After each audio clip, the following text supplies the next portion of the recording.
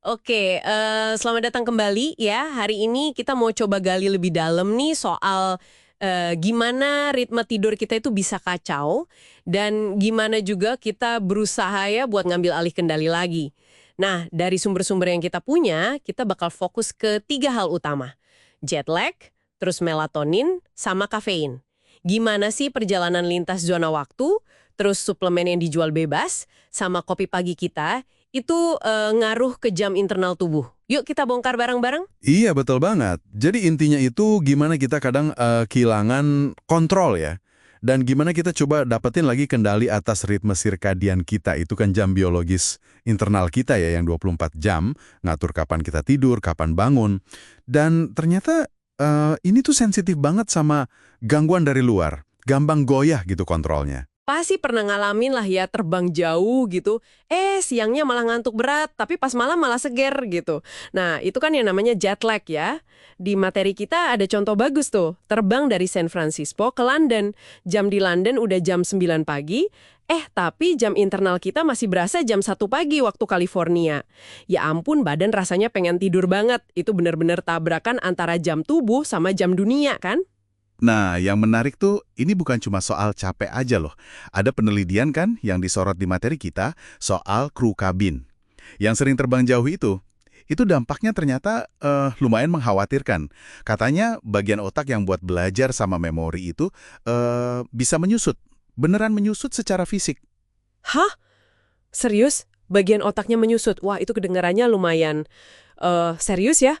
Jadi ini bukti nyata banget kalau kita tuh kehilangan kendali fisiologis kita. Oke. Karena jet lag ini ganggu banget ya. Banyak orang kan coba-coba cari cara buat ngendaliin lagi. Salah satunya pakai melatonin. Sering banget kan dianggap pil tidur gitu. Tapi sumber kita punya pandangan lain ya soal ini. Betul. Materi kita ngejelasin kalau melatonin itu lebih kayak sinyal kimiawi aja. Ibaratnya kayak tanda start buat tidur gitu. Ngasih tahu otak kalau hari udah gelap. Jadi buat orang sehat yang nggak lagi jet lag, ya efeknya sebagai obat tidur tuh nggak sekuat yang kita kira. Oh, jadi bukan obat tidur instan gitu ya? Iya. Dan yang lebih penting lagi nih, melatonin yang dijual bebas itu seringkali nggak diregulasi loh. Ada satu evaluasi tuh, nemuin kandungannya bisa beda jauh banget dari label. Bisa 83% lebih sedikit, atau malah, ini gila sih, 478% lebih banyak. Wah, gede banget variasinya ya. Hampir 5 kali lipat atau malah hampir nggak ada isinya. Iya, jadi kayak untung-untungan gitu kan. Makanya, meskipun ada efek placebo ya, mungkin pakainya lebih pas buat riset jam tubuh pas jet lag aja, bukan buat solusi insomnia sehari-hari gitu. Wow, oke. Ini penting banget buat dicatat soal dosis melatonin yang nggak pasti itu. Berarti melatonin bukan tombol ajaib buat ngatur tidur. Nah, gimana kalau alat bantu yang paling sering kita pakai tiap pagi? Buat mulai hari biar ngerasa megang kendali atas rasa kantuk. Kafein tentunya. Itu gimana sih cara kerjanya sebenarnya? Nah, kafein ini cara kerjanya pintar. Jadi gini, sepanjang hari itu kan ada zat kimia namanya adenosin numpuk di otak kita. Ini yang bikin tekanan tidur. Makin lama kita melek, makin banyak adenosin, makin ngantuk rasanya. Nah, kafein ini, tugasnya kayak penjaga pintu gitu. Dia ngehalangin si adenosin ini masuk ke rumahnya, yaitu reseptor khusus di otak. Oh, jadi kayak nyumbat sinyal ngantuknya gitu ya, biar nggak sampai ke otak. Iya, persis. Sinyal kantuknya jadi terhambat. Oke, ngerti. Tapi berapa lama sih efeknya tuh bertahan? Kok rasanya beda-beda ya tiap orang? Ada yang minum kopi dikit aja udah langsung melek, ada yang biasa aja. Nah, itu dia. Bervariasi banget. Materi kita ngejelasin ini tergantung sama enzim di hati kita.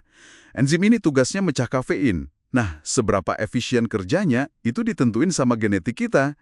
Jadi ada orang yang mesin pembersih kafeinnya cepat banget. Dia bisa minum espresso abis makan malam, tetap aja bisa tidur pules. Wah, enak banget ya yang kayak gitu. Haha, iya, tapi ada juga yang mesinnya lambat. Jadi minum secangkir kopi pagi aja, efeknya masih kerasa sampai sore. Usia juga ngaruh. Biasanya makin tua, makin lambat proses pembersihan kafeinnya. Jadi, ya, kendali yang kita rasain dari kafein itu personal banget sifatnya. Jadi kesimpulannya apa nih buat kita semua dari pembahasan ini? Kayaknya jelas ya, kalau usaha kita buat ngakalin jam tubuh, itu mau lewat perjalanan cepat, atau pakai zat kimia kayak melatonin sama kafein, itu ada konsekuensi biologisnya. Beneran ada. Jet lag itu ngasih tekanan serius. Bahkan tadi dibilang bisa bikin bagian otak mengecil. Ngeri juga ya. Iya, benar. Terus melatonin, ternyata bukan jawaban buat semua masalah tidur. Dan kualitasnya juga nggak bisa kita pegang ya, nggak pasti. Sementara kafein, efeknya super individual. Tergantung gen, tergantung usia. Jadi usaha kita ngontrol tidur sama bangun itu ya nggak sesimpel itu ternyata. Betul sekali. Dan ini mungkin bisa jadi bahan renungan ya buat Anda semua. Mengingat gimana beda-bedanya metabolisme kafein kita, terus dampak jet lag yang signifikan ke kognisi dan kesehatan jangka panjang, seberapa jauh sih sebenarnya jadwal kerja sama perjalanan yang standar sekarang ini malah mengabaikan kebutuhan biologis kita yang unik. Kebutuhan buat bisa berfungsi optimal gitu. Sesuatu buat Anda pikirkan lebih lanjut mungkin ya.